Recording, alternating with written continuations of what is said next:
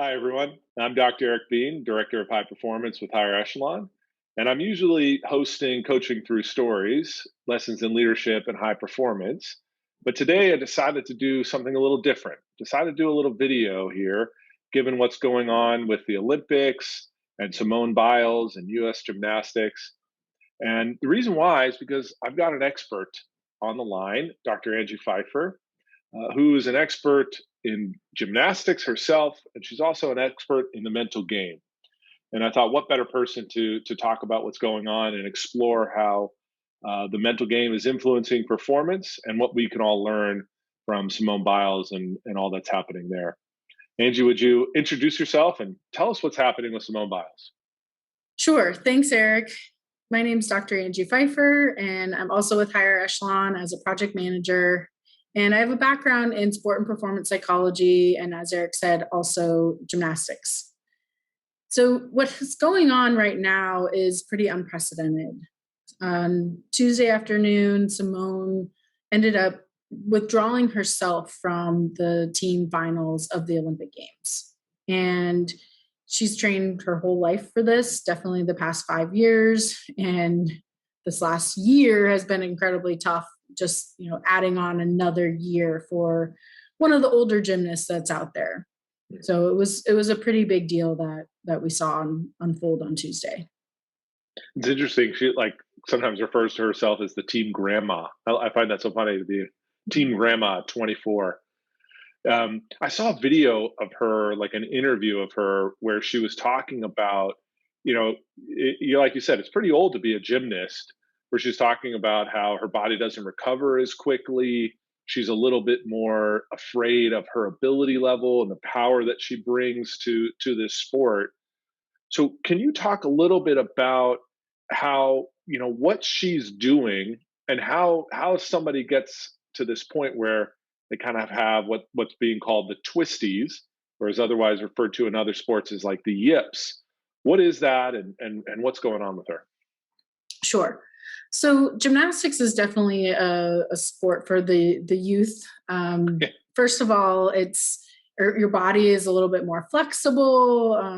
We're lighter, we're stronger, and so as we get older and more mature, our bodies don't really cooperate. But then there's also the mental part of it. And for what Simone is doing, when you step back and think about the danger and the risk that she puts herself in on with almost every skill she does, but especially some of the skills that she's the only one in the world doing, there's a reason for that. They're dangerous. And she has an incredible amount of power. She gets a lot of height. And normally she's very, very controlled. What we saw on Tuesday, and if you watched her video of her performance, the vault that she did during the team performance, they slowed it down and you could see her head. She was still looking in the direction she was twisting, but her body stopped. And so that's what in the gymnastics world we call having the twisties. It's losing yourself in the air, kind of losing control of that aerial awareness, and your mind and your body are no longer connected on what you want to do. Your mind is saying 2.5 twists, and her body stopped at 1.5. That's a big alarm that goes off. So, she's obviously under a tremendous amount of pressure. She's sort of the face of the Olympics. It is the Olympics. It's a little different than any other event ever. Mhm. And this is obviously or most likely going to be her last Olympics, as she's already kind of, aging out of the sport to some degree. So she's under all this pressure. How does extreme pressure impact performance? Yeah, absolutely. So the way I like to think about pressure when I talk to athletes or performers about it, I talk about how, it's like putting on a backpack. And then when we have that backpack on, we start filling it with rocks and, everything that adds to the pressure of what you're feeling going into that next performance. And for Simone, we've got the rock of being the GOAT, the greatest of all time. And everybody's calling her that. And, she flies and they give her a special goat blanket on her flight. And it's cool, but at the same time, it just is another reminder of you are the greatest of all time. Don't mess this up. Right. Go perform like it. Yeah. Right. And so, in addition to that, she's trying to get a couple skills named after her during this Olympics, including a very, very risky vault where she does 2.5 flips in the air. No other female has ever done that. And it's even a pretty risky vault on the men's side.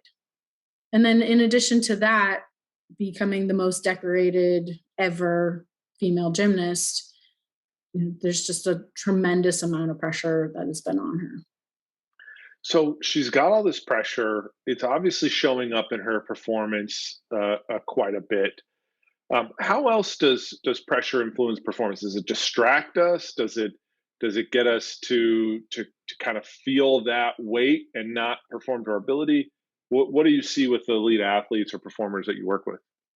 Pressure can absolutely be a distraction. Hmm. And she's thinking about, what is America going to think? She actually tweeted after Tuesday, "We won the silver. We hope America still loves us." Right. It broke my heart because she's a human. She's a performer. Yes, she happens to be an excellent gymnast, but why would she be worried about if the country is still going to love her because she brought home a silver instead of a gold? Yeah. And so that is an incredible distraction. And then, on top of all of that, we're still in the middle of a pandemic. Her family, her support is not there. Some of her support staff, likely her performance psychology consultant, is not with her, who usually might be. And just having to deal with all of the different components of the games pretty much by herself, and none of the other girls on Team USA are returning Olympians. They're all first-time Olympians and just kind of trying to figure it out themselves. One thing that I've seen that's come up here quite a bit, and there's been people on kind of both sides of the fence. Some people are early on were saying, "Oh, she's letting her team down." People are saying, you need to be resilient. So, how can we find that right balance? Like, when is it time to be resilient and push through some discomfort and push through some stress and pressure and still go out and perform and be, quote, mentally tough? How do we know when it's time to do that and when it's time to be honest with your ability to continue and say, you know what, it's not a time to push through, it's not a time to be resilient? How do we know when it's time to quit and when is it time to push through? It's a really great question, and I think it comes down to safety. So I'm all for mental toughness, resilience, grit, like fighting through Right. it, pushing through. But if the consequence greatly outweighs the reward, it's time to make that decision. And with what Simone's doing in this sport, she could have really hurt herself. And we're not talking a sprained ankle. Like, we're talking about head and spine and neck and life. And life has to be prioritized above a gold medal in the Olympics. So I think for her, it was really weighing out, if I don't feel right, if I don't trust myself, and I just got lost in the air during an Olympic competition. She had a lot more big gymnastics to do that day, and who knows what could have happened. Yeah. So I know it's going to be kind of specific for Simone Biles to figure out, how does she come back from this? Does she compete in the individual events, and what's sort of her process for coming back? But what can the average person, if they get shook, if they kind of lose their way a little bit, and they're choking or their performance isn't where they want it to be, what do you recommend for people to kind of come back after pressure has gotten the most of them in a performance? So I think it's always best to come back to basics. And what we can do is, go back to something that feels really comfortable and really good. And then get some good reps, some solid good reps in of those basics. And then I would also recommend combining in some visualization. So visualize those basics. So for Simone, maybe it's just the Yurchenko layout vault. It's what we call a timer. And so just visualizing that timer, doing a couple timers. Okay, I'm in control. I can see it. Right. Then I go to execute the vault, and that's the vault I execute. Now maybe we build on that. So we add one twist. Okay, so now I'm seeing it in my mind. I'm feeling it, and then I perform it, and I executed what I wanted to. Okay, so now keep building on that process. And I think that's a very good way to regain control, but know that it could take time. Yeah. It might not be one day that you work through it. It might take a couple day break and then a couple weeks to really work through to get back to where you were and where it was comfortable. Yeah, I think that's a really good point. Like, go back to basics and resist that urge to put the pressure on yourself to get to that level you were at before the stumble right away. Give yourself some time and be patient in the process to build back up to that level of performance that you're accustomed to.